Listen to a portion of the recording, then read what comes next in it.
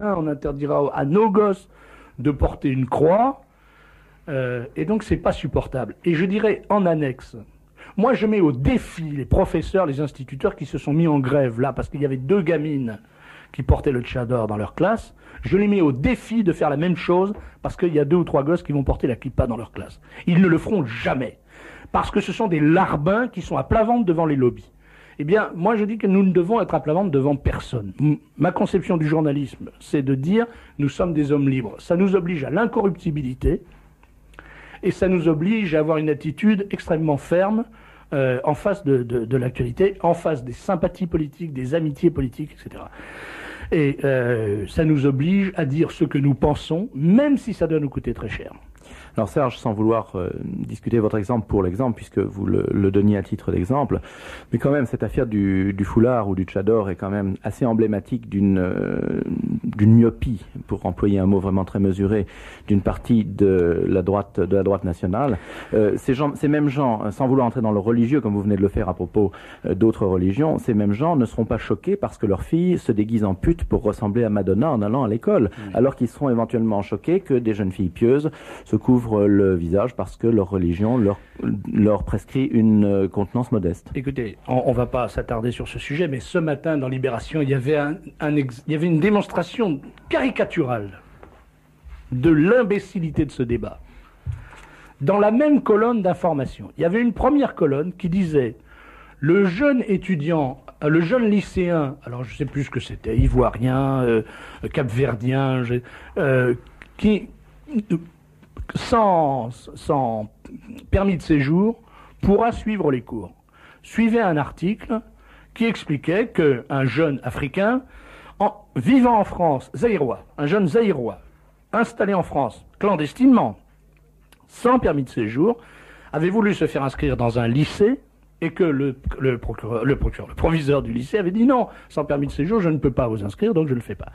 Et il était arrivé à ameuter les associations spécialisées, et donc le ministère avait pris la décision que, nonobstant l'absence de titre de séjour, ce garçon devait être inscrit dans un lycée, car son inscription dans un lycée n'avait rien à voir avec l'existence dans sa poche d'une carte de séjour ou la non-existence. Ça, c'était le premier papier de la colonne, et la colonne de dessous, c'était M. Bosson a déclaré qu'il faudrait faire sortir les tchadors des écoles et des lycées. Monsieur Bérou, pardon. Pas Bosson, Monsieur Bérou. Alors, je veux dire, dans quel monde de délire on vit? On autorise un clandestin à rentrer dans un lycée en France et on veut en faire sortir des immigrés qui ne sont pas clandestines parce qu'elles portent un foulard sur la tête. C'est de la démence. Et moi, je ne crois pas à la démence des hommes politiques. Je crois que les hommes politiques sont généralement de fortes intelligentes crapules. Et quand ils prennent ce genre de décision paradoxale, ça poursuit un but extrêmement précis. Or, ce qui va arriver avec ce système-là, c'est qu'on va provoquer en France, et c'est ce à quoi on vise à l'évidence, un paroxysme d'antagonisme entre les différentes communautés. Alors Serge, c'est un sujet sur lequel je me propose de revenir peut-être tout à l'heure quand Martin Pelletier nous aura rejoint, mais il y a à la fois des questions d'auditeurs qui nous demandent d'amplifier le panorama de la presse de droite, et j'aurais tendance à me tourner vers mon ami Emmanuel Ratier qui sait tout sur tout et qui va peut-être compléter ce panorama, puisque nous n'avons pas vraiment cité les mensuels ou les bimestriels, trimestriels. Je pense par exemple à mes amis de la revue Réaction qui est trimestrielle et qui est une publication remarquable. C'est à dessein que j'ai pas cité Réaction, que j'ai pas cité l'Action française, Respect de la France ou l'Action française. C'est parce que, à mon avis, ce sont pas des titres qui appartiennent à ce qu'on pourrait appeler la droite nationale. Ce sont des titres qui appartiennent en gros à une sensibilité comparable à la nôtre, ou très proche de la nôtre, mais ils ne font pas partie réellement de la droite nationale. C'est autre chose. Alors, enfin, il y a quand même Emmanuel Ratier. Je crois qu'il faut saluer, parce que c'est le vétéran et en général on en parle rarement, mais c'est pourtant un des titres qui marche le mieux, c'est Lecture française, qui a eu plus de 8000 abonnés, donc c'est vraiment sans doute le mensuel de droite qui a le plus d'abonnés, qui vend entre 4 et 5 000 peu à peu. Donc c'est une revue qui n'est pas facile, qui est une revue de documentation, qui avait été fondée par Henri Coston et qui a été reprise par Chiran-Montreuil, qui tourne bien. Ils ont un autre mensuel qui s'appelle Lecture et Tradition, qui présente les ouvrages, et ça, ils ne parlent que des ouvrages de la droite nationale. Ce sont vraiment des gens d'ailleurs, je pense qu'ils ont parlé de votre journal Serre, oui, et ils mettent toujours les adresses, et ils essayent de faire le maximum pour ces gens-là. Mais ça dit, je dois expliquer que j'ai une vieille tare qui vient de notre habitude professionnelle, c'est que quand on est des hebdos, pour nous, notre univers s'arrête pratiquement à ce qu'on appelle le quinzomadaire en riant. C'est-à-dire qu'un hebdo paraissant une fois toutes les 2 semaines. Mais dès qu'on arrive au mensuel, on a l'impression que c'est un autre univers, on n'a pas toujours le réflexe d'en parler. Bon, il y a aussi le Choc qui sortait jusque-là, qui connaît quelques problèmes, semble-t-il, actuellement. On pourra peut-être en parler tout à l'heure. Et puis je pense aussi qu'il y a tout de suite si vous avez des informations. Il y a un autre mensuel, en tout cas, qui marche bien, qui est un peu différent de ce qu'on voyait d'habitude, qui a démarré, qui se revendique ouvertement de la droite nationale, qui est Pas de panique, qui est un journal humoristique de droite. On n'avait pas vu ça depuis très longtemps, qui a été fondé par Philippe Randa, et d'après ce que je sais, ils ont à peu près maintenant entre 4 et 5 000 abonnés, et ils vendent entre 3 et 4 000 en kiosque. Alors bon, il y a les dessinateurs de la droite nationale, Conque, Aramis, etc., tous ces gens-là qui dessinent dedans, et je crois que c'est une bonne chose, justement. Je crois qu'on peut saluer leur sortie, parce que ça fait à peu près 1 an qu'ils paraissent, et ça a l'air de bien marcher, on ne peut que s'en réjouir. Bon, et puis il y a toute une série de publications, sans doute parfois plus spécialisées. Il y a aussi les lettres confidentielles. Ce qu'on peut remarquer à la différence des années 50-60, je pense des années 60, c'est qu'à cette époque, il y avait beaucoup de lettres confidentielles de droite, et que maintenant, il y en a très peu. Bon, il y a la lettre de magazine hebdo, qui je pense se revendique en tout cas de la droite de conviction, où je travaille. Il y a le bulletin d'André Noël, il y a la lettre de... Vous allez me rappeler, c'est l'ancien directeur du Parisien Libéré. Cabane, voilà. Il y a le bulletin de Pierre Debray. Enfin, il y a quand même toute une série de publications. Ce qu'il faut, enfin, j'espère qu'on en parlera tout à l'heure. Bon, ce qui est évident, c'est qu'on parle que de la droite. Bon, pourquoi est-ce qu'il y a peut-être pas assez de journaux? Donc, c'est parce qu'il y a une forte concurrence de la télévision, une forte concurrence d'autres journaux, ce genre de choses. Alors, je pense que vous abordez bien sûr les questions de fond sur lesquelles nous allons revenir après avoir salué l'entrée dans le studio de Martin Pelletier. Bonsoir. Bonsoir, je voudrais commencer par m'excuser, mais je me suis encore gouré dans les heures. J'avais fait téléphoner depuis 3 heures que je serais en retard. Ça prouve que l'émission est très suivie, puisque le coup de téléphone n'a pas pu joindre le standard. Oui, le standard est souvent encombré, et nous avons déjà de très nombreuses questions d'auditeurs. Alors, Martin Pelletier, pour vous mettre dans le bain, nous essayons de faire un tour de table au début de cette émission. Serge de Beketch nous a raconté ce qu'avait été un petit peu l'aventure du Libre Journal de la France courtoise. Vous ne créez pas à proprement parler un nouveau titre comme il vient de le faire. En revanche, vous venez d'accéder à la tête d'un titre qui est National Hebdo. Et on sent déjà, depuis quelques numéros, votre marque. On a l'impression que quelque chose change. Alors moi, je vais vous dire les choses de façon très très crue et sans langue de bois et éventuellement assez désagréable. Jadis, dans National Hebdo, je lisais 2 choses. Je lisais Mabir et je lisais Brignot. Et je ne lisais pratiquement rien d'autre. Et je vous avouerai que depuis un certain temps, j'ai tendance à lire d'autres papiers. J'ai eu la tristesse de ne pas voir Mabir dans le National Hebdo d'aujourd'hui. J'espère que ce n'est qu'une éclipse passagère. Mais en revanche, j'ai trouvé autre chose à lire, et j'aurais tendance à dire, pardonnez-moi d'être si critique, que ça fait longtemps que ça ne m'était pas arrivé. Alors, pouvez-vous nous parler un petit peu de ce que vous voulez faire à National Hebdo, quels sont vos projets de développement et peut-être de restructuration? Bon, je vous rassure tout de suite, Mabir n'est pas passé à la trappe, simplement. Comme on essaye maintenant de suivre, et c'est une des choses sur lesquelles j'insiste, de suivre au plus près l'actualité. Il y avait une grosse actualité du Front cette semaine, dont personne n'a parlé d'ailleurs, ou très peu de monde, notamment le contenu de la réunion entre Balladur et Le Pen, et puis le Touquet. Donc, il me semblait naturel d'en parler, et il a fallu faire sauter une page. Vous savez très bien comment ça se passe, on fait sauter celle qu'on peut, et c'était la page littérature. Cela dit, deuxième point, Je voudrais vous répondre tout de suite sur le contenu ancien de National Hebdo. Je crois qu'il a beaucoup varié au cours du temps, et puisque vous ne lisiez que Mabir et Brignot, vous ne pouvez pas savoir comment était le reste, ça me paraît logique. Moi, ce que je dis simplement, National Hebdo a peut-être, certainement, d'ailleurs comme tout journal, a certainement des défauts. Mais je voudrais quand même, avant de commencer, reconnaître qu'il a le mérite d'exister, d'avoir un public, des lecteurs, et une équipe qui arrive à faire rouler les choses. La preuve, c'est que ça sort et qu'il y a des choses dedans. Bon, et ça, il faut quand même le dire. Il n'est pas là ce soir, mais il faut quand même dire que, avec tout ce qu'on peut dire par ailleurs, c'est grâce à Roland Gaucher qui a maintenu la barque à flot. Alors maintenant, ce qu'on va faire, eh ben, c'est peut-être justement ce que vous avez peut-être commencé à voir. On va essayer de mettre un peu plus d'ordre dans le journal. Et puis, puisque nous avons 2 ou 3 amis qui nous aident, essayer de mettre plus d'informations dans ce journal également. Vous avez remarqué que quand il y a une information chaude, on est obligé de virer une page. Ce n'est pas normal, donc évidemment, comme moi, les questions de littérature, de culture, de cinéma, de télévision, et de ce que Serge de Beketch appelait très bien dans l'ancien minute civilisation m'intéresse particulièrement, j'ai réclamé 4 pages en plus, parce que je pense qu'on ne peut pas se limiter à 16 pages quand on prétend couvrir toute l'information générale.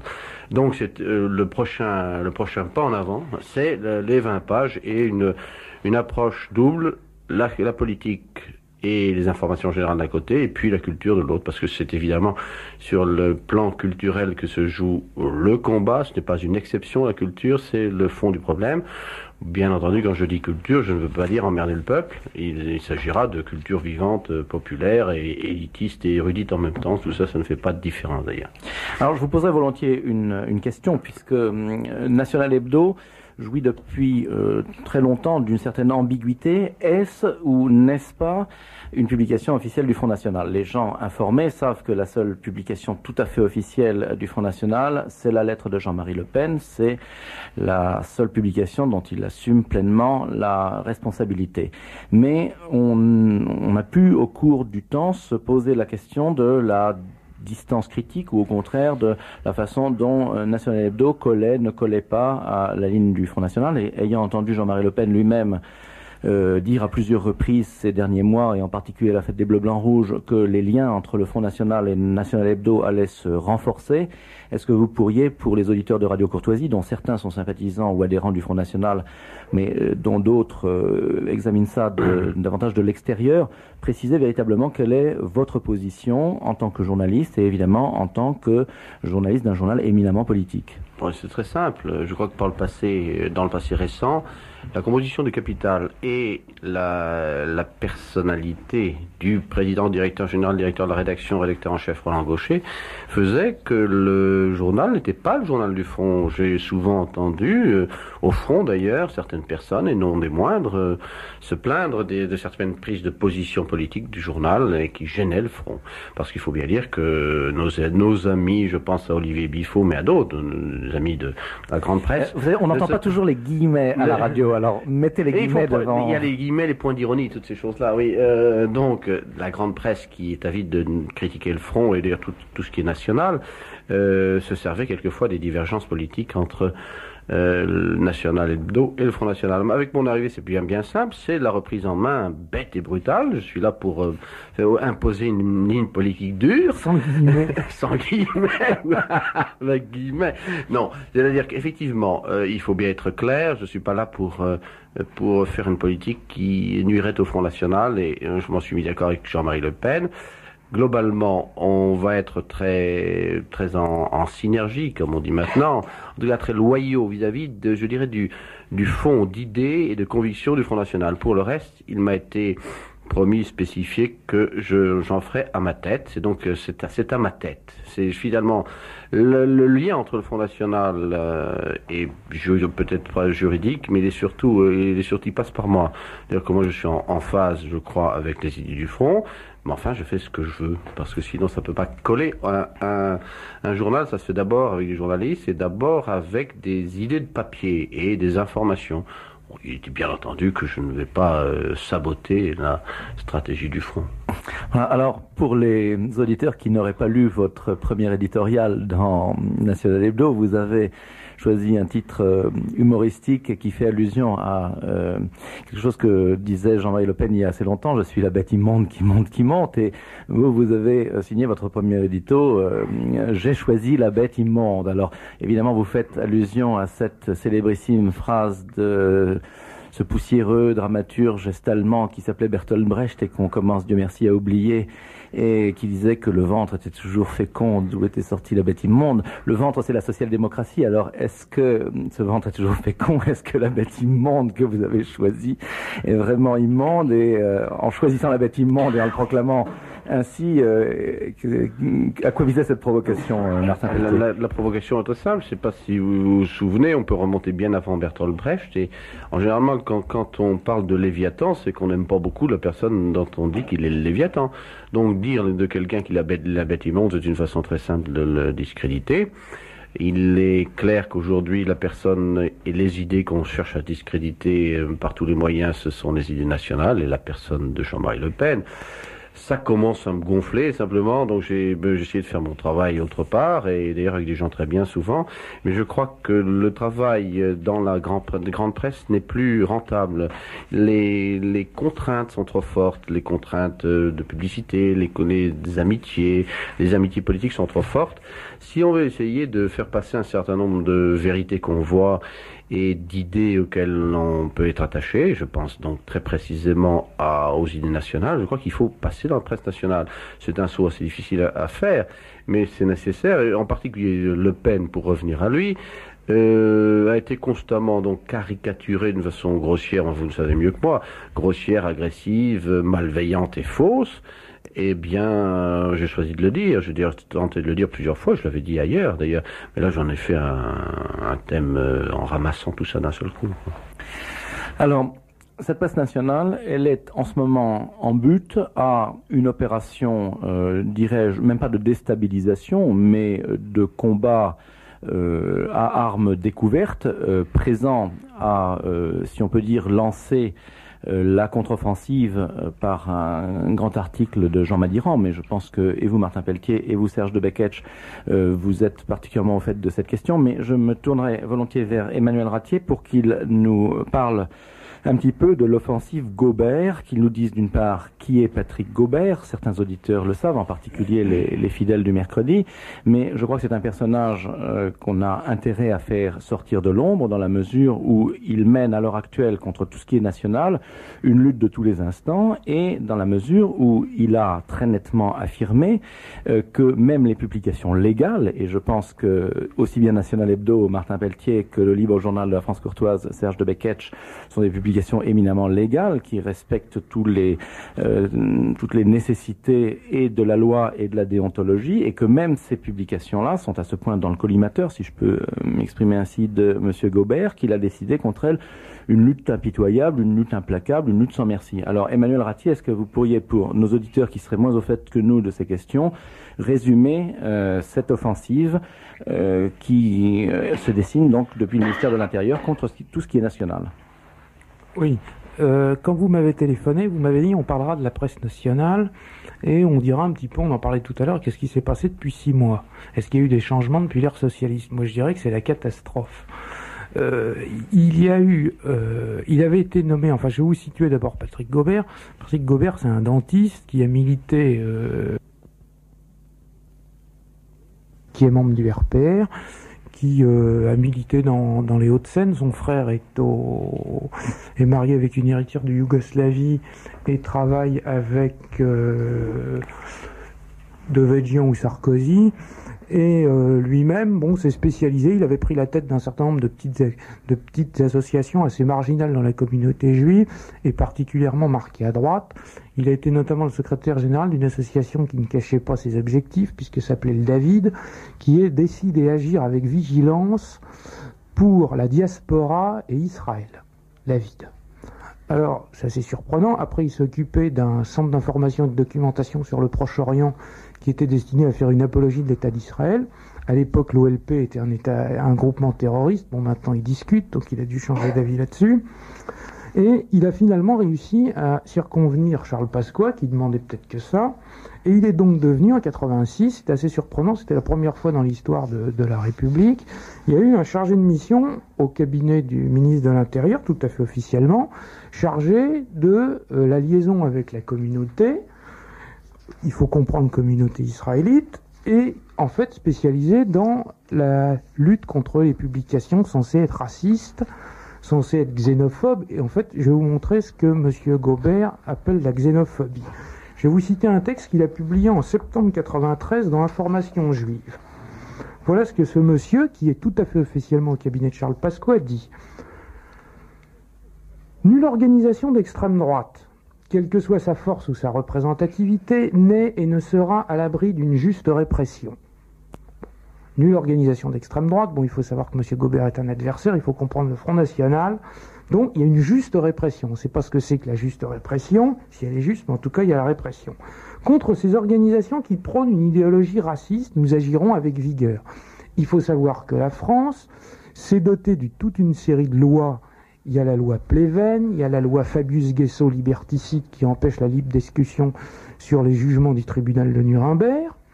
Il y a un certain nombre d'autres lois qui condamnent les propos xénophobes et racistes. Donc il faut savoir que si un parti défendait des idées racistes, il serait automatiquement dissous par le ministère de l'Intérieur. Or, ils ne sont pas dissous. On n'interdit pas tous les journaux. Donc les journaux qui sont publiés légalement ne sont pas racistes, et quand ils le sont, ils sont poursuivis. Bon. Et M. Gobert ajoute, quant aux librairies, journaux et tout moyen de communication, on peut penser ici à Radio Courtoisie, qui prônent légalement des discours xénophobes. On n'en est plus au racisme maintenant. Qui prônent légalement des discours xénophobes. Je pense que Serge disait les idées nationales, c'est tout, c'est ce que M. Gobert dit. Si certains se croient protégés par leur tirage, ils se trompent, nous les ferons disparaître. Voilà, c'est clair, je veux dire, si M. Pasqua n'était pas d'accord avec lui, il l'aurait viré de son cabinet. Or, il y est toujours, il vient même de lui donner une promotion, puisque maintenant il dirige la cellule nationale de lutte contre le racisme et la xénophobie. Il est en train de s'en implanter dans tous les départements, ils ont de nombreux moyens, ils travaillent avec la police, les associations locales comprenant communautaires, le ministère de la Justice, etc. Je pense que les journaux de la droite nationale peuvent s'inquiéter des propos de cet irresponsable. Je voulais dire simplement que c'est une police secrète d'État qui est en train de ça a un nom en allemand d'ailleurs, qui est en train de se mettre en place. Ce nom en allemand, c'est peut-être... Geheime Staatspolizei. Voilà. Serge, vous vouliez ajouter quelque chose? Oui, enfin, on se calme, hein, parce que quand même, il ne faut pas exagérer. Monsieur Pasqua fait de la politique depuis, je sais pas, 50 ans. Il a été ministre de l'Intérieur, je ne sais pas pendant combien d'années. Il a déclaré la guerre au terrorisme. Il a déclaré la guerre à la délinquance. Il a déclaré la guerre à l'immigration clandestine. Il a déclaré la guerre à tout ce à quoi on peut déclarer la guerre. Il a obtenu peanuts. Jamais il a réussi dans quoi que ce soit qu'il ait entrepris. Il voulait terroriser les terroristes, il les a fait mourir de rire. Il n'est pas capable aujourd'hui d'empêcher des poignées de délinquants, des poignées de petits merdeux voyous de la banlieue, de foutre à feu et à sac des cités entières, sans que la police intervienne, parce que la police a l'ordre de ne pas intervenir ou qu'elle est incapable d'intervenir. Donc, moi, oui, mais ça, c'est des clandestins. Attendez, ça n'a rien à voir avec des journaux légaux qui ont pignon sur eux et qu'on peut faire condamner. Je suis désolé. Le mec n'est pas capable de faire respecter le bout du banc de la loi, c'est-à-dire le strict minimum. On vit dans une société d'insécurité permanente, de voyoucratie. On est au milieu d'une classe politique qui est totalement pourrie et corrompue, de voyous, de gangsters politiques. Ils ne font rien. On a Monsieur Noir qui vient et qui menace de donner des noms si on continue à l'embêter. Rien ne se passe. Comment voulez-vous croire que des gens qui sont comme ça soient capables? Je ne dis pas qu'ils n'en ont pas l'intention.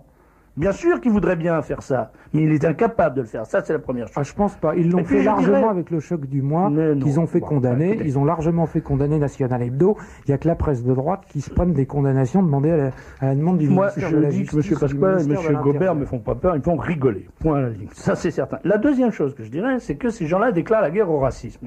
Qui c'est les racistes? Non, les propos xénophobes. Oui. D'abord aux racistes, ensuite aux xénophobes, Bon, qui sont les xénophobes, qui sont les racistes? Moi, je ne suis pas personnellement raciste.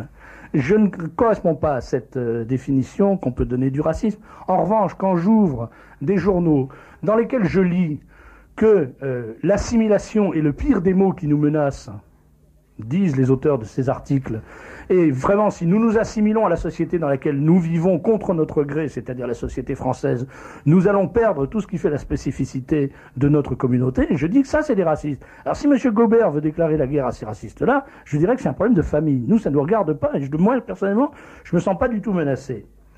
Et puis, la troisième chose que je voudrais dire, c'est que cette guerre, elle a toujours existé, en fait.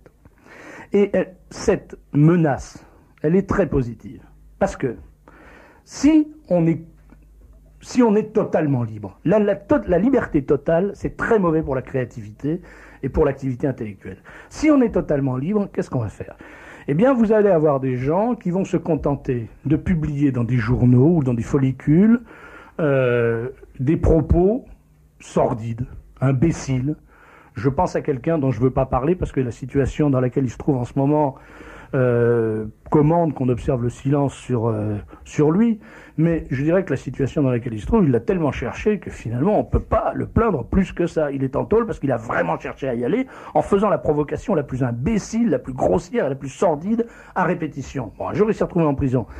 Si on est menacé de ça, qu'est-ce qu'on va faire? On va devenir intelligent. On va commencer à dire tout ce qu'on a envie de dire, comme on a envie de le dire, mais d'une façon intelligente. Et qui va empêcher Gogo et Papa de nous chercher des poux dans la tête. Et ils vont enrager. Je peux vous dire une chose, c'est que mon émission du mercredi, elle est écoutée en permanence par une dame qui est juge d'instruction et qui est chargée d'écouter cette émission pour savoir si oui ou non, un jour ou l'autre, on va trouver un moyen de planter cette espèce de saloparde de Beketch. Ben, ils n'y sont jamais arrivés.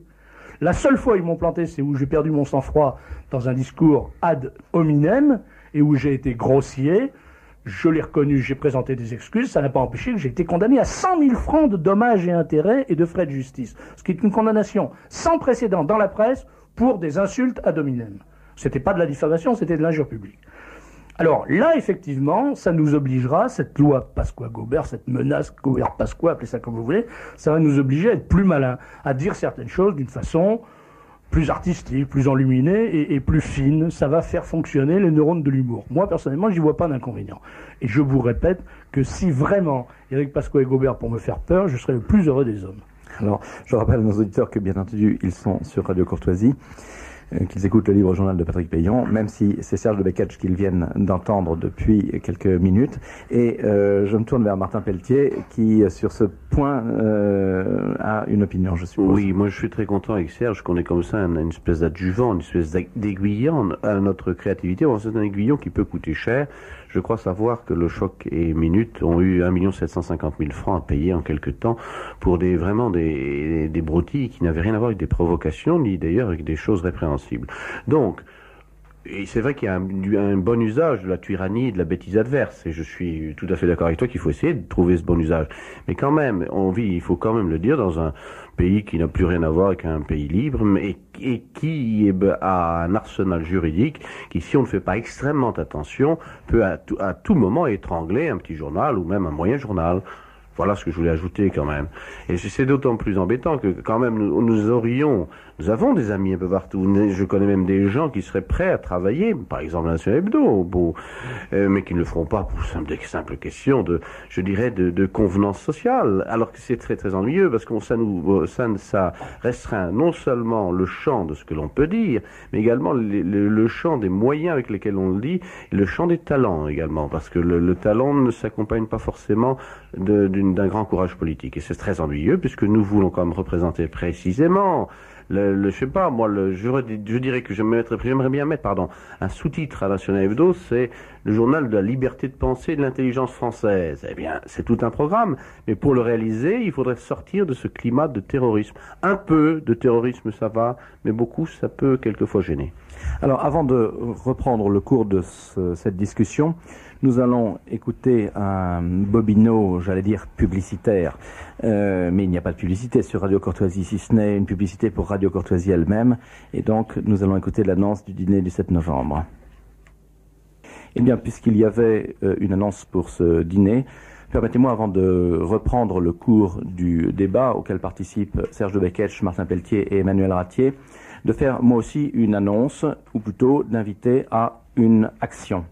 Cette action est en faveur d'un thème qui m'est particulièrement cher, puisqu'il s'agit de la forêt de Brocéliande, qui déjà il y a 2 ans avait été menacée par un projet de route, et nous avions, quelques amis et moi-même, lancé une pétition dont je m'étais fait l'écho au micro de mon libre journal pour empêcher ce crime contre notre imaginaire européen.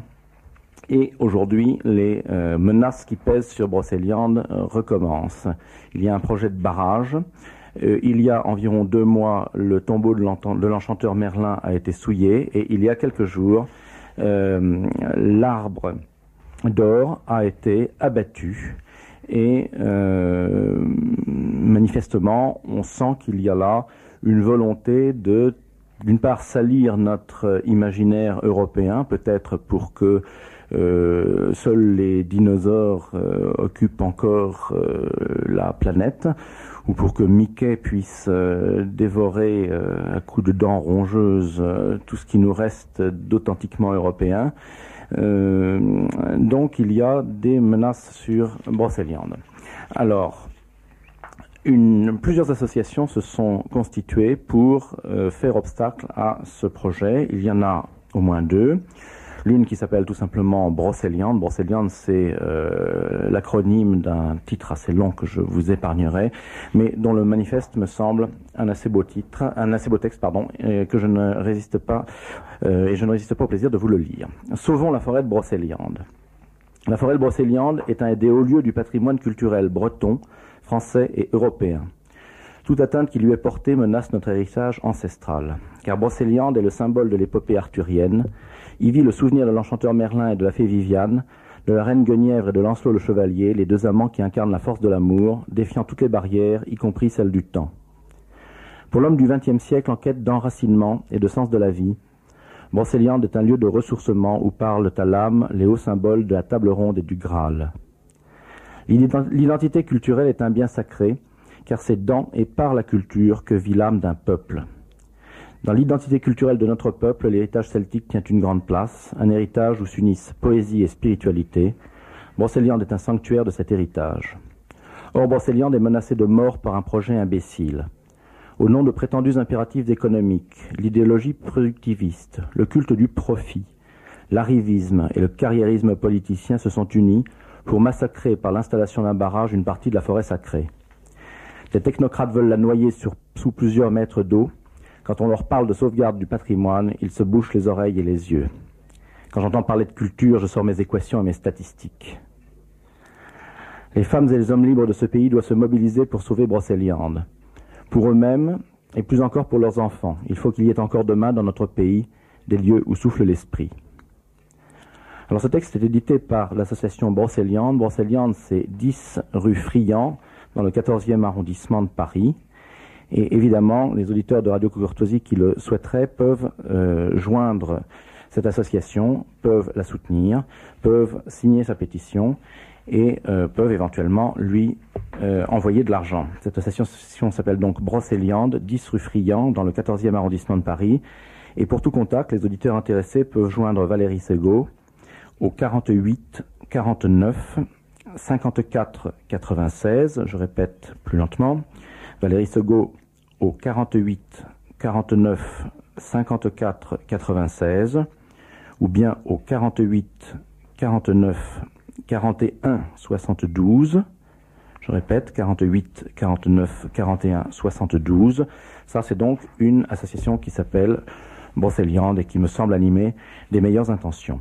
Et puis, il y a une autre association qui s'appelle SOS Brocéliande. SOS Brocéliande organise le 6 novembre en forêt de Brocéliande une manifestation et les auditeurs intéressés peuvent la joindre à une adresse qui est le pont de la Lande, 56 380 Baignon. Baignon, B-E-I-G-N-O-N. Ce sont monsieur et madame Pierrin qui sont à l'origine de ce projet. Donc, je répète, le pont de la Lande, 56 380 baignons. Je pense qu'il faut que la riposte soit importante pour éviter que nos lieux de mémoire soient saccagés, massacrés les uns après les autres au profit justement de cette logique de la consommation, cette logique du profit apatride du capitalisme international. Alors, revenons à notre discussion. Il nous reste une toute petite demi-heure, une grande vingtaine de minutes. Et avant l'annonce pour le dîner de Radio Courtoisie, nous avions évoqué les menaces qui pèsent sur la presse nationale, dans lesquelles Serge de Becquetch voulait voir un aiguillon finalement assez salutaire. Alors, je ne souhaite pas que la polémique s'installe, d'autant plus que nous n'avons pas le temps et que je crois que les auditeurs ont souvent du mal à suivre un débat. Autant à la télévision, l'animation peut se communiquer, autant je crois autour d'un micro c'est plus difficile. Il y a quand même une question sur laquelle j'aimerais votre avis, messieurs, c'est la suivante. Moi j'ai l'impression, alors peut-être me trompais-je, que depuis 6 mois, la presse, comme le reste de la société française, a été véritablement chloroformée par l'arrivée au pouvoir de M. Balladur, sous prétexte qu'il est plus poli que M. Chirac, ce qui n'est pas difficile, qu'il n'insulte pas le Front National à tout bout de champ comme le reste du RPR, ce qui est louable de sa part et ce qui évidemment est quelque chose d'extrêmement rare, d'exceptionnel dans les milieux issus du gaullisme, où l'injure tient généralement lieu de pensée. Il est certain que M. Balladur a désarmé, me semble-t-il, beaucoup une partie de notre presse, de nos médias. Je ne pense pas seulement à la presse écrite. J'ai l'impression de lire, d'entendre, de voir des discours très aseptisés. Alors, quelle est votre impression, Martin Pelletier? Ça dépend de la presse. La presse en général, je vois quand même que précisément, je ne parle pas seulement de la presse de droite, la nôtre, il y a au moins deux médias qui ont réagi tout de suite. C'est l'événement du jeudi, d'une façon d'ailleurs, je dirais, très poujadiste, pour faire plaisir à Jean-François Kahn. Et puis il y a nous quand même, aussi bien présents que le Libre Journal, que National Hebdo, non pas Minute, que National Hebdo. On a qu'à voir le dernier numéro de NH, il est très clair là-dessus, on attaque Balladur. Mais encore faut-il l'attaquer pour les problèmes de fond. Si c'est pour dire qu'il aime les choses à porteurs et qu'il parle doucement, c'est pas très intéressant. Je préfère les gens qui parlent doucement, qui sont polis et qui essaient de ne pas faire de vagues.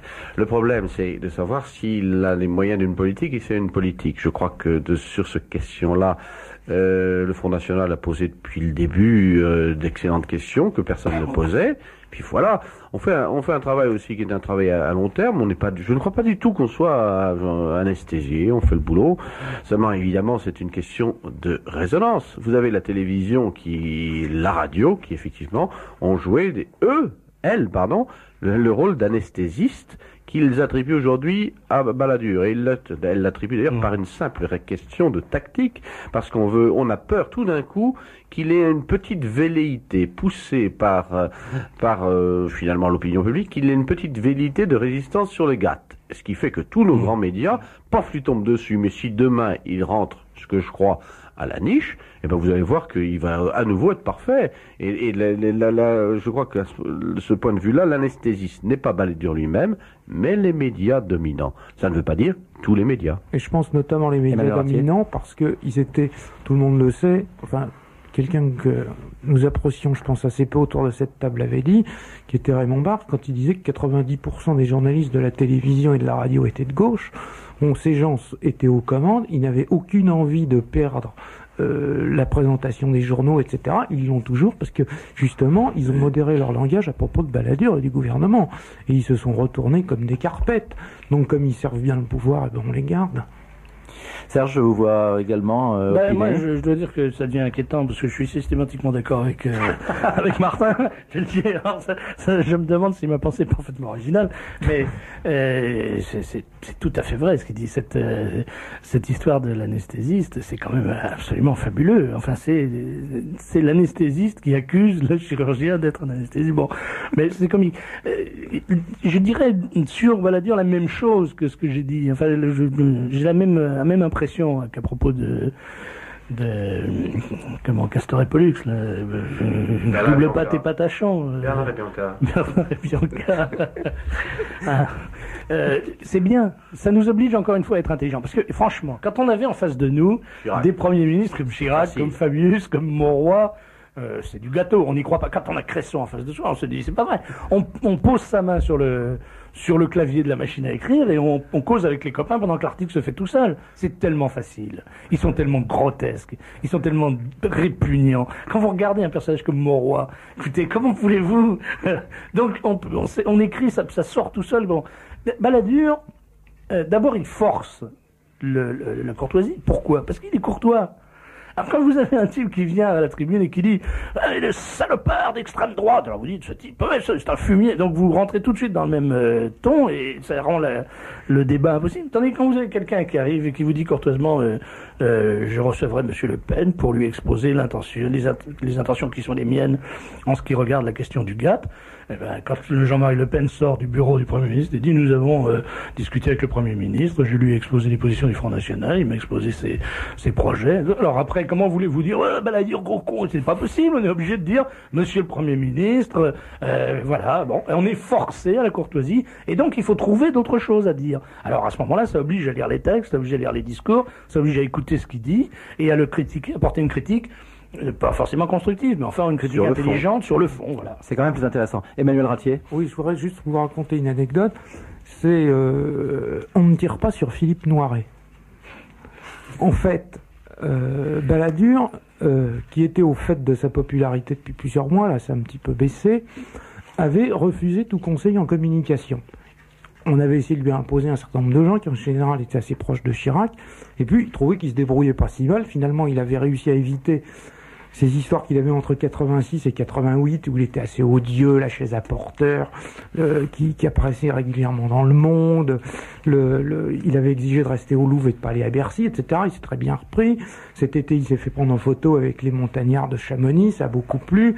Il est très simple. Puis il va à la messe. Oui, il va à la messe. Bon, il se balade tout seul sur la plage, son garde du corps à Deauville. Il a réduit les avions du Glam, ça plaît beaucoup. Bon, Et il a comme des ça, chaussettes, lui. voilà, et comme des chaussettes de cardinal. Bon, et alors comme ça baissait un petit peu sa popularité, il a fini quand même par prendre un semi-conseiller en communication, ça se sait pas encore beaucoup, qui est le fils du radical cassoulet Maurice Faure, qui a été un éphémère ministre de la Justice, le premier ministre de la Justice de Mitterrand, de mai à juin 81. Pour ça qu'on s'en souvient plus tellement. Bon, et en tout cas son fils, je me souviens plus le prénom, bon, mettons Monsieur Faure, qui s'était reconverti dans les assurances, lui donne des conseils, et ça a été révélé par le Nouvel Économie, je pense qu'ils n'ont pas tort, parce que une fois qu'on le sait, ça paraît évident, il lui a dit, votre objectif c'est de ressembler à Philippe Noiret. Et c'est tout à fait ça. Personne n'est contre Philippe Noiret. C'est quelqu'un qui est assez distingué, sympathique, qu'il aura Catherine etc. Deneuve en prime. Bon. Et quand on l'a vu, c'est tout à fait ce style. Et tant qu'il suivra son style, il explique qu'il y aura popularité. Et c'est ce que disait Serge, il faut commencer à lire les textes, voir que la ponction fiscale continue à augmenter, même si on nous dit qu'elle descend, que l'économie est dans un état catastrophique, que c'est évident, on va se coucher pour le GATT. Et à ce moment-là, eh ben... Que l'immigration, ça ne va Voilà. pas mieux, que la sécurité, ça ne va mieux. Je crois qu'il y a un livre quand même, je sais pas du tout pour faire de la retape, un livre qui est pas inintéressant, c'est celui de Jean-Yves Le Gallou, L'inéluctable échec d'Édouard Balladur. qui est très Non, moi, il y bien. a une citation qui me vient d'autant plus à l'esprit que je l'ai sous les yeux. C'est d'un auteur que j'aime bien, qui est Abel Bonnard, qui résume ainsi les modérés. Les modérés pensent pouvoir tout arranger par le dialogue, la conciliation, le compromis, bientôt suivi de la compromission et de la reddition pure et simple à l'adversaire, à son vocabulaire pour commencer. Oui, mais vous voyez, je crois que ce serait une erreur, à mon sens, hein, je peux me tromper en parlant d'erreur, Pas un mais faible. je crois que c'est une erreur de penser que M. Balladur est un modéré. C'est pas du un tout. modéré. C'est un personnage implacable, qui fera ce qu'il a envie de faire, comme il a envie de le faire, quand il aura envie de le faire, s'il a les moyens de le faire. Mais pour l'instant, son côté Hermine Grobis, c'est de pure convenance. Et je crois que c'est un tueur. Exemple typique, politique. il fait faire le sale boulot en ce moment par Bernard Attali à Air France, Voilà. et c'est pour ça qu'on l'a laissé en poste, parce que il y a eu un certain nombre de grands patrons qui ont été contactés, on leur a dit c'est la catastrophe, enfin ils ont dit c'est la catastrophe, laissez Attali à son poste, il sera obligé de s'occuper des licenciements, et c'est ce qui se passe en ce moment, et je suis sûr que le gouvernement soutiendra Attali jusqu'au bout. Vous savez le mot qui court sur les frères Attali, l'un est patron d'aviation et l'autre est un champion du siège éjectable. Quant aux modérés, je crois qu'ils sont au pouvoir depuis très longtemps, en particulier depuis 1969. Mais effectivement, un Giscard, un Chirac, un Fabius, un Rocard sont des modérés. Plus probablement que Balladur. Alors, messieurs, il nous reste à peine un quart d'heure.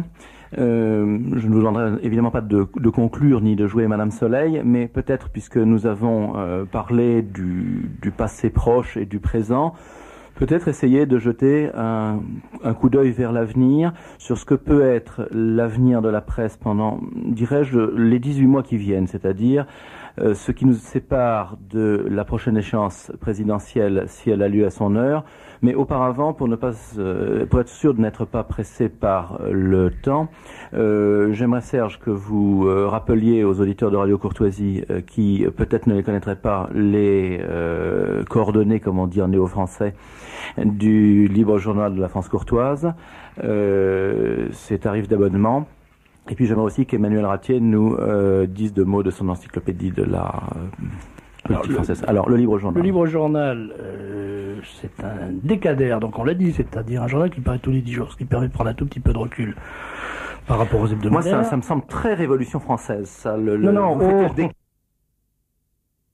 CEDEX 01.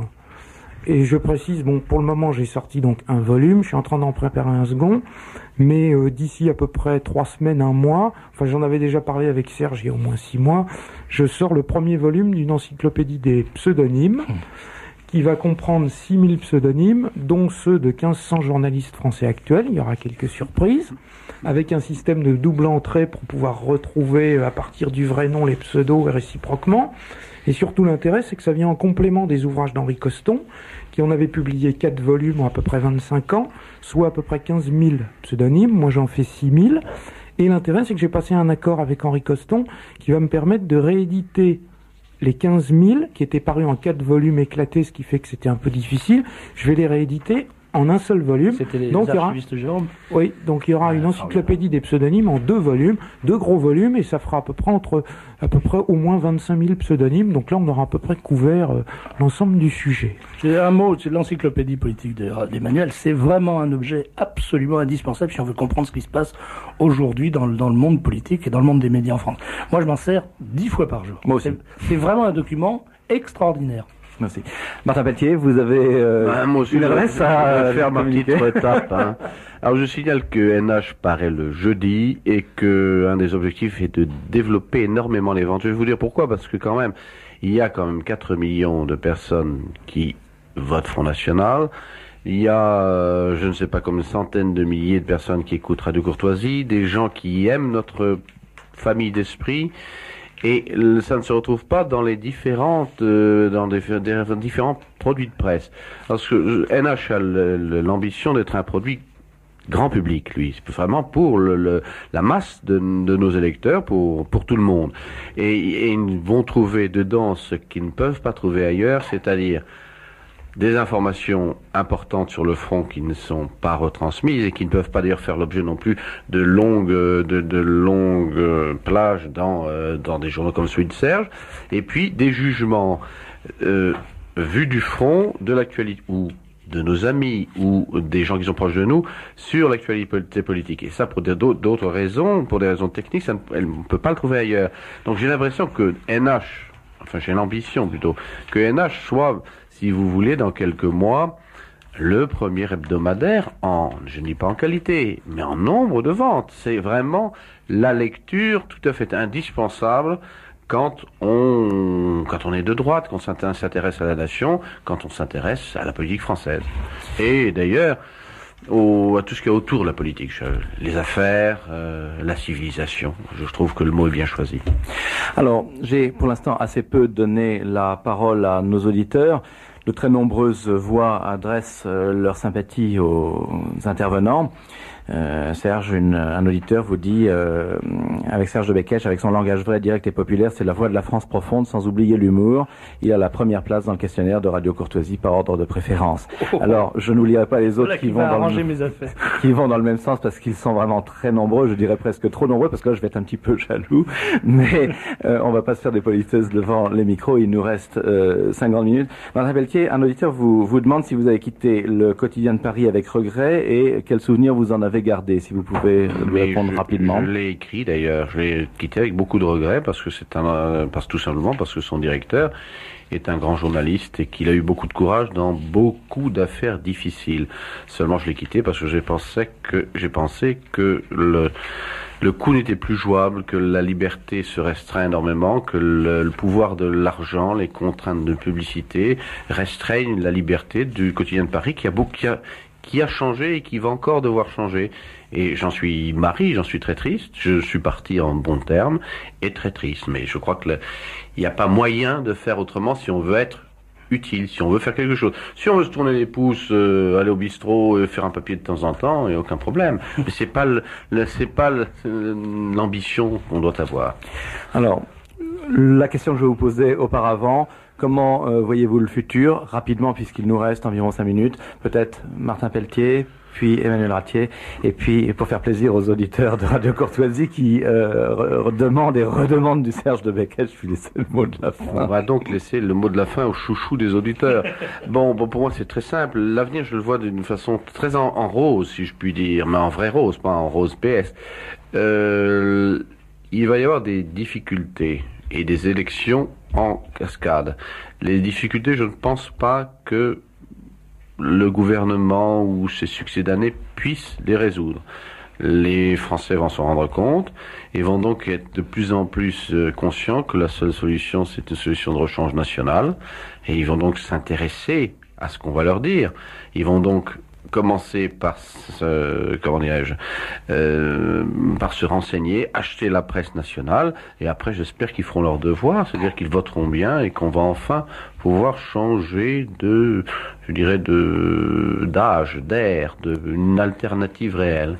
Alors voilà. Moi, il y a deux choses qui me frappent pour aller dans le sens de ce que vous dites, c'est le considérable hiatus qu'il y a entre les potentialités du Front National, si on en croit d'une part les sondages sur ce que pensent les Français et la façon dont ils partagent les thèmes du Front National, ou ce que disent d'ailleurs certains instituts américains de politologie qui n'hésitent pas à placer la potentialité du Front National à 40% et ses résultats électoraux.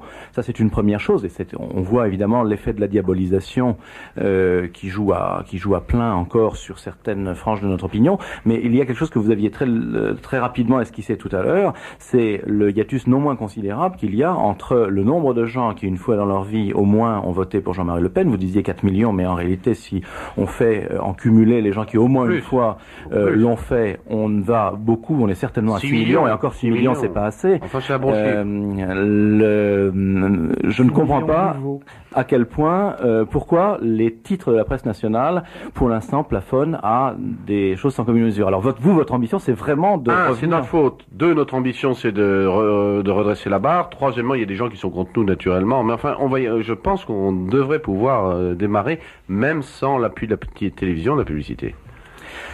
Emmanuel Ratier, vous voyez, vous, avec votre œil d'observateur extrêmement attentif de tout ce qui se passe dans le monde de la presse. Moi, je crois qu'on peut être assez optimiste par rapport à ce qu'il y avait il y a une quinzaine d'années. On peut considérer quand même qu'il y a un foisonnement de titres, parce on a parlé d'un certain nombre de titres, mais par exemple, j'ai oublié Identité, qui est un vrai journal culturel publié par le Front National, qui est un journal d'une qualité rare, enfin c'est tout à fait exceptionnel, chaque numéro est intéressant. Bon, il y a un foisonnement, il y a toutes sortes de petits bulletins. Ce que je crois, c'est qu'il est en train de se mettre en place en France une espèce d'économie parallèle de la presse et du livre. C'est-à-dire que la grande presse parle jamais des hebdomadaires de droite, parle jamais des lettres confidentielles. Quand on veut étouffer une affaire, en général, comme on disait toujours, on la sort dans 1 minute, comme ça personne n'en parle. Et puis, pourtant, il y a un certain nombre de journaux de droite qui existent. La preuve, Serge a pu monter son journal sans avoir de fonds. Et puis, il y a un foisonnement, en tout cas, moi je trouve, en matière de production d'ouvrages, de livres, parce que les gens ont peut-être moins le temps de lire la grande presse, mais ils lisent beaucoup d'ouvrages, et il y a un foisonnement extraordinaire. Moi, je me souviens, il y a une vingtaine d'années, il y avait un livre à peu près intéressant à droite qui sortait dans l'année. Maintenant, il y en a 2 à 3 par mois, c'est très important. Quand on pense que François Brignot, qui est auteur auto-édité, a vendu à peu près 15 000 exemplaires de son ouvrage sur 1940. Et il n'a pas eu un seul article dans un grand journal.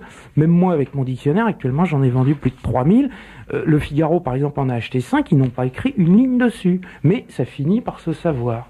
Donc je crois qu'on peut être relativement optimiste si on croit aux bouche à oreille, si on croit à la qualité. Il ne faut pas du tout être optimiste si on croit à un développement très rapide et que la revue de presse d'Yvan Levaille va nous être ouverte demain matin.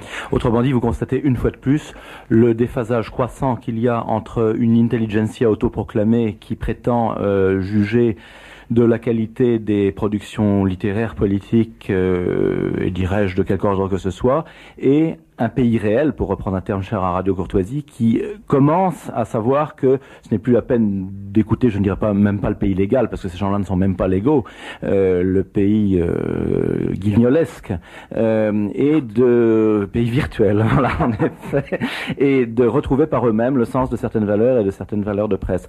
Serge de Beketch, je vous laisse peut-être le mot de la fin, votre impression sur l'avenir. Je voudrais dire d'abord que je crois que Emmanuel a tout à fait raison de souligner la valeur et la multiplication des titres, aussi bien dans la presse que dans l'édition. Mais effectivement, il ne faut pas du tout compter sur le système, sur l'établissement pour nous aider à nous faire connaître. J'en voudrais un seul exemple. Alain Sanders vient de publier un livre aux éditions Vent du Nord qui s'appelle Le Hussard Blé. S'il avait publié ça chez Albin Michel ou je ne sais où, ou chez Grasset, et s'il avait été journaliste au Monde au lieu d'être journaliste à présent, on n'entendrait parler que de lui et son livre serait probablement goncourable ou quelque chose de ce genre-là, ou interaliérable ou quelque chose. Bon. Or, personne n'en parlera. Alors moi j'en parle pour dire que c'est un livre formidable et qu'il faut le lire. Pour ce qui est de la presse, je crois que ça dépend exclusivement si nous faisons ce que nous avons à faire, nous les journalistes. Ça, c'est une autre paire de manches. Mais après, une fois qu'on a fait ce qu'on a à faire, ça dépend exclusivement des lecteurs. Et si les gens se rappellent d'une chose, c'est que si on veut changer son pays, il faut commencer par changer sa ville. Si on veut changer sa ville, il faut changer sa famille. Si on veut changer sa famille, il faut se changer soi-même.